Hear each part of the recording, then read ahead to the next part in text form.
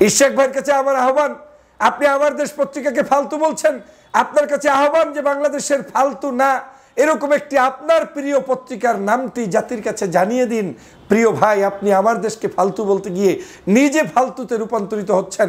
আপনি ডক্টর মাহমুদুর রহমানকে ফালতু বানাতে গিয়ে ইশাক হোসেন আপনি ফালতু হয়ে যাচ্ছেন। আপনি কাকে মৌলবাদ শিখাচ্ছেন? মৌলবাদের ধারণাটা আপনার কাছে কি আছে? নতুন রাজনীতিবিদদেরকে দেশপ্রেমিক বানাচ্ছে আমার দেশ। ভারত আমাদের এই দেশটাকে ধ্বংস করছে, আধিপত্যবাদের বিরুদ্ধে কথা বলছে আমার দেশ। ইশাক সাহেব, আপনি চোখের সামনে এভাবে ঝরে যাবেন এটা আমি কামনা করি নাই। আমি আপনাকে ভালোবাসি বিধায় আপনাকে ভুল ধরিয়ে দিচ্ছি। যারা আপনার সামনে গিয়ে স্লোগান দিয়ে দিয়ে বিতর্কিত করছে তারা ভুল করছে। আপনি তো দেশপ্রেমিক হলে আমার দেশের সাথে আপনার সম্পর্ক থাকা উচিত। আপনার তো আমার দেশ পত্রিকা উদ্বোধনের দিনে যাওয়া উচিত ছিল। আপনারা কি গিয়েছেন? কেউ গিয়েছেন কিনা? বিশেষ করে আপনি ঢাকাতে থাকেন, আপনি গিয়েছেন, বহু সভা সমাবেশে যাচ্ছেন, বহু দালালদের সাথে ছবি তুলছেন। আমার দেশের মাহমুদুর রহমানের সাথে একটি ছবি তোলার দুঃসাহস হয়নি, কারণ এই ছবিটা আপনার তোলার মতো সেই বর্তমানে হিম্মত নেই। ভেবেছেন আপনি কার বিরুদ্ধে কলম ধরেছেন? ভেবেছেন আপনি কোথায় লেখালেখি করছেন? আপনি ধ্বংস হওয়ার জন্য নিজেকে এই পথে নিয়ে যাচ্ছেন। আপনার এই অনৈতিক আন্দোলনকে জনগণ কোনোদিন মেনে নেয়নি, নেবে না। আপনার নৈতিক আন্দোলনের প্রতি জনগণের সমর্থন ছিল এবং থাকবে। যে মানুষ প্রায় 56,000 মানুষ আপনার এখানে লাইক কমেন্টস আপনার কি বলে রিয়াক্ট দিয়েছে, তার মধ্যে হাহা দিয়েছে 40,000 মানুষ। 40,000 মানুষ আপনার এটা ব্যথিত হয়েছে, হাহা দিয়েছে। তারপরে আপনি নিশ্চিত হলেন যে এখন আপনার এই লেখাটাকে পছন্দ করেছে, করে নাই। আমার দেশ পত্রিকাকে একটি ফালতু পত্রিকা হিসেবে আখ্যায়িত করেছেন ইশরাক হোসেন। জনগণের এখন প্রশ্ন, ইশরাক হোসেন ফালতু না আমার দেশ পত্রিকা ফালতু? আজকের এই ইশরাক হোসেন তখনই বক্তব্য দিচ্ছেন যখন এই আমার দেশ পত্রিকাটি দীর্ঘ 16 বছর পর্যন্ত জুলুম অত্যাচারের মধ্যে থাকার পরে নতুন করে আবার বাংলাদেশে এই দ্বিতীয় যে বিপ্লব হয়েছে জুলাই বিপ্লবের পরে প্রতিষ্ঠিত হয়েছে এবং জনগণ অন্তত একটি স্বাধীন পত্রিকা তাদের সামনে দেখতে পেয়েছে। সেই সময় আমার দেশ পত্রিকাটি হয়ে গিয়েছে ইশরাক হোসেনের কাছে অত্যন্ত ফালতু একটি পত্রিকা, আর অন্য সকল বিতর্কিত পত্রপত্রিকা হয়ে গিয়েছে ইশরাক হোসেনের কাছে খুব পছন্দের পত্রিকা। এখান থেকেই অনুমান করা যায় যে আসলে কালের বিবর্তনে কারা কারা দেশপ্রেমিকের জায়গা থেকে আজকের দেশদ্রোহী হওয়ার পথে রওনা করেছে, কারা কারা দেশের মধ্যে থেকে দেশপ্রেমিকের পরিবর্তে দালাল হওয়ার পথে রওনা দিয়েছে, সেটা এই সকল বক্তব্য দেখলেই মনে হয়। আপনারা নিশ্চয়ই জানেন বাংলাদেশের এই সময়ে সবচেয়ে জনপ্রিয় ব্যক্তি এবং জনপ্রিয় পত্রিকা যারা সংবাদ জগতের জন্য সবচেয়ে ভালো নিউজ কভার করছেন সেটা হচ্ছে ডক্টর মাহমুদুর রহমানের নেতৃত্বে আমার দেশ পত্রিকা। আজ এই মাহমুদুর রহমানকে যখন জুলুম করেছে, অত্যাচার করেছে, জেল খেটেছে এবং সেই সময় আপনারা জানেন যে আওয়ামী লীগ সরকারের তত্ত্বাবধানে তার উপরে কুষ্টিয়াতে হামলা করা হয়েছিল পর্যন্ত, তারপরেও মাহমুদুর রহমান দমে যায়নি।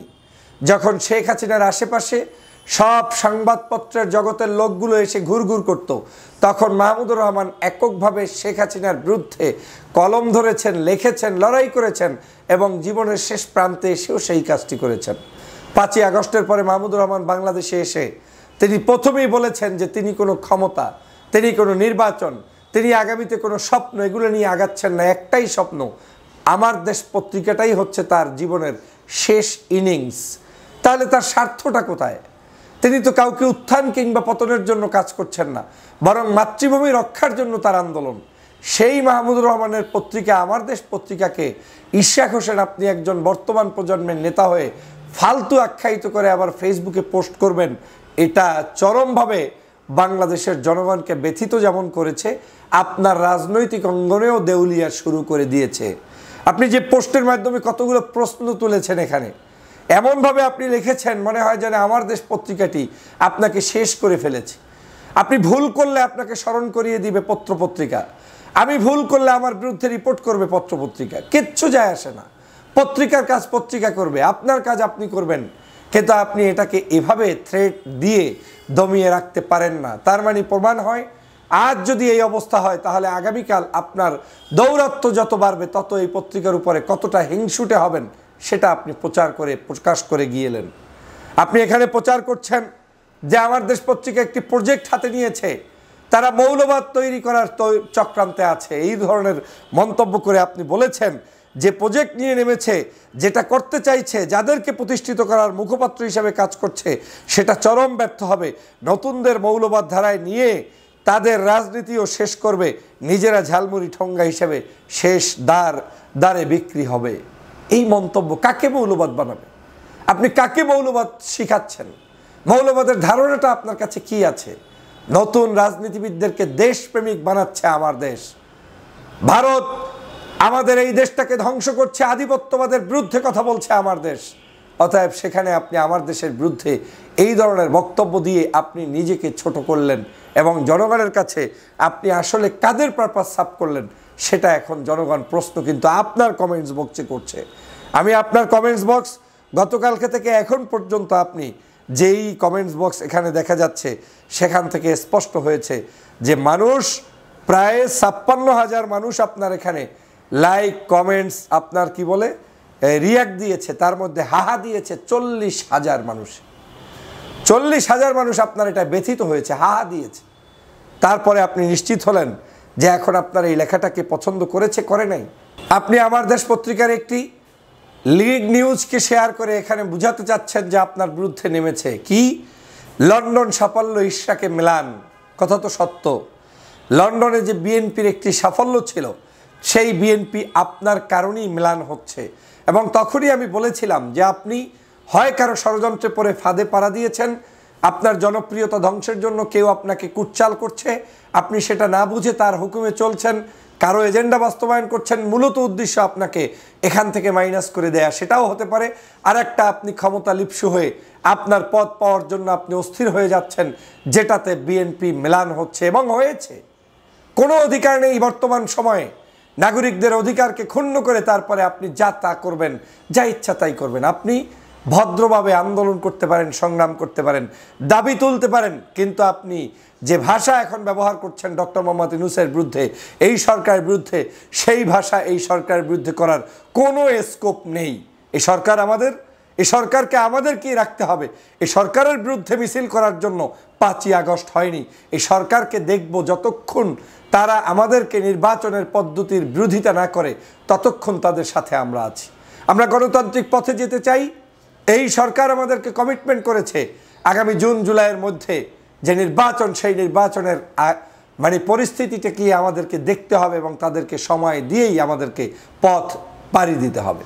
কিন্তু আপনি এই সরকারের বিরুদ্ধেও যেভাবে লেগেছেন সেটা আমাদের কাছে কোনোভাবে বোধগম্য নয়।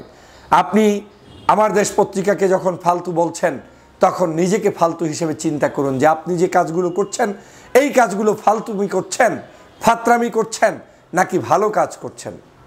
মাহমুদুর রহমানের উপরে যখন আক্রমণ হয়েছে সেই একই সময় বাংলাদেশে বিএনপির বিরুদ্ধে, তারেক রহমানের বিরুদ্ধে, খালেদা জিয়ার বিরুদ্ধে সহ বাংলাদেশের দেশপ্রেমিক নাগরিকদের বিরুদ্ধে সিরিজ আকারে বিভিন্ন পত্রপত্রিকা এমনও রিপোর্ট করেছে যেই রিপোর্টগুলোকে কোনোভাবে মেনে নেওয়া যায় না। সেই রিপোর্ট কি আপনার চোখে পড়ে না? আমরা সেই রিপোর্ট দেখার পরেও তো বাংলাদেশের কেউ কাউকে, কোনো একজন রাজনীতিবিদ কাউকে ফাত্রামি কিংবা ফালতু এই শব্দচয়ন করে লেখালেখি করে না, কারণ পত্রিকা তার মতো করে লিখছে। আর আপনি আমার দেশের মতো একটি দেশপ্রেমিক পত্রিকাকে আপনি ফালতু বলছেন। মাহমুদুর রহমানকে আপনি প্রশ্নবিদ্ধ করছেন নাকি আপনি প্রশ্নবিদ্ধ হয়ে যাচ্ছেন? আমার তো মনে হয় আপনার রাজনৈতিক অঙ্গনের এখন গুণের ঘুড়ি ধরে গিয়েছে। আপনি সাদেক হোসেন সাহেবের সন্তান, আপনি একজন সম্মানিত ব্যক্তি, যুব সমাজের অহংকার ছিলেন, এখনও আপনাকে যুব সমাজের অহংকার হিসাবে দেখতে চাই। কিন্তু আপনার এই আচার আচরণগুলো আমার কাছে মনে হচ্ছে যে কোনো মূল্যে আপনি ফাত্রামিতে পড়ে যাচ্ছেন, আপনি ফালতু হিসাবে জাতির কাছে পরিগণিত হচ্ছেন।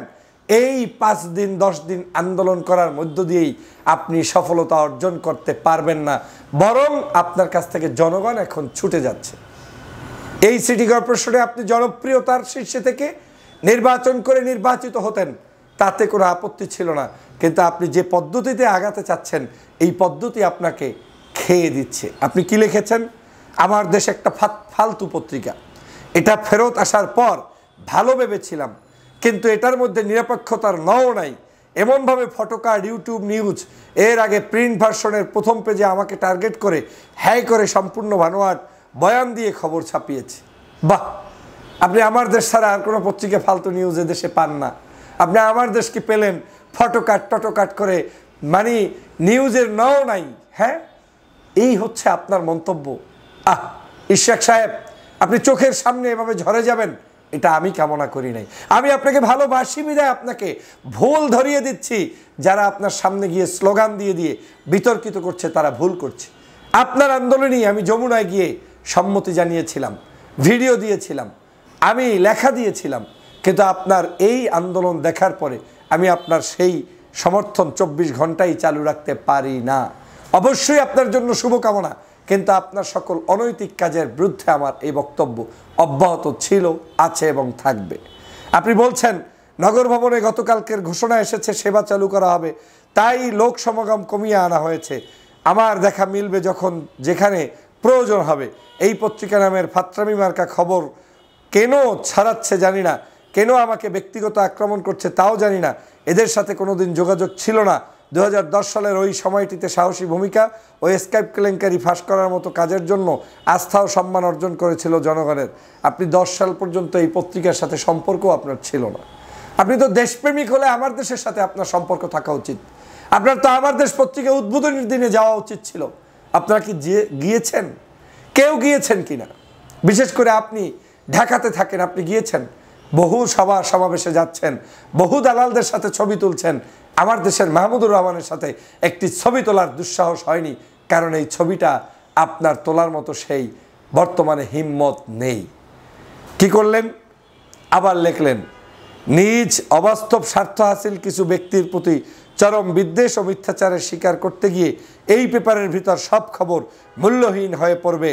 শেষ দরে কাগজ বিক্রি করা ছাড়া আর কোনো মূল্য থাকবে না। আপনি আমার দেশের বর্তমান ডিক্লারেশন জানেন? বর্তমানে আমার দেশ জাতীয় যত পত্রিকা আছে তাদের প্রথম যে 1-2টা পত্রিকা যে সংখ্যা ছাপায়, আমার দেশ পত্রিকা সেই হুবহু সেই সংখ্যা ছাপায়। এবং আমার দেশ পত্রিকার চাহিদা হচ্ছে, কোনো কোনো জায়গায় আমার দেশ পত্রিকা এখন পায় না, তারা লাইন দিয়ে পড়ার জন্য বসে আছে। আর আমার দেশ পত্রিকাতে যদি আমাদেরকে এত জ্বলন্তি হয়, তাহলে আমাদের প্রিয় পত্রিকার নামটি বলেন। প্রিয় ইশাক ভাই, ইশাক ভাইয়ের কাছে আমার আহ্বান, আপনি আমার দেশ পত্রিকাকে ফালতু বলছেন, আপনার কাছে আহ্বান যে বাংলাদেশের ফালতু না এরকম একটি আপনার প্রিয় পত্রিকার নামটি জাতির কাছে জানিয়ে দিন। প্রিয় ভাই, আপনি আমার দেশকে ফালতু বলতে গিয়ে নিজে ফালতুতে রূপান্তরিত হচ্ছেন। আপনি ডক্টর মাহমুদুর রহমানকে ফালতু বানাতে গিয়ে ইশাক হোসেন আপনি ফালতু হয়ে যাচ্ছেন। ভেবেছেন আপনি কার বিরুদ্ধে কলম ধরেছেন? ভেবেছেন আপনি কোথায় লেখালেখি করছেন? আপনি ধ্বংস হওয়ার জন্য নিজেকে এই পথে নিয়ে যাচ্ছেন। আপনার এই অনৈতিক আন্দোলনকে জনগণ কোনোদিন মেনে নেয়নি, নেবে না। আপনার নৈতিক আন্দোলনের প্রতি জনগণের সমর্থন ছিল এবং থাকবে। অতএব সাবধানতা অবলম্বন করুন, দেশবাসীকে বিভ্রান্ত করবেন না। আমার দেশ পত্রিকার বিরুদ্ধে কথা বলতে গিয়ে তাদেরকে আপনি ওই ধরনের মৌলবাদ বানানোর চেষ্টা করবেন না, বরং আমার দেশ বাংলাদেশের এক দল দেশপ্রেমিক নাগরিকদেরকে তৈরি করছে। এই দেশপ্রেমিকদেরকে বিতর্কিত করে আপনি মানুষের ভালোবাসা পাবেন না। সবাইকে ধন্যবাদ।